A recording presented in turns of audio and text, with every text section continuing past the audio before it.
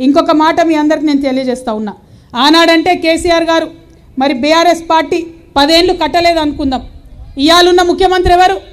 ఏమనంటే ఏమంటాడు, నేను నల్లమల్ల పులిబిడ్డను పాలమూరు బిడ్డనని చెప్పి మీ దగ్గర కథలు చెప్పి 12 సీట్లు మీరు కాంగ్రెస్ పార్టీ వాళ్ళకి రాసిస్తే కనీసం ఈ 2.5 ఏళ్ళల్లో ఒక్క తట్టెడు మట్టి కూడా రేవంత్ రెడ్డి గారు ఎత్తిపోయలేదు. కాంగ్రెస్ పార్టీ చేస్తున్న ఈ మోసానికి, కృష్ణానది నీళ్లు మనకు రాకుండా మీరు చేస్తున్న ఈ ద్రోహానికి ఖచ్చితంగా పాలమూరు జిల్లా ప్రజలు వచ్చే ఎన్నికలలో 1 కిలోమీటర్ లోపలికి గొయ్యి తీసి కాంగ్రెస్ పార్టీని బొందబెట్టడం ఖాయం.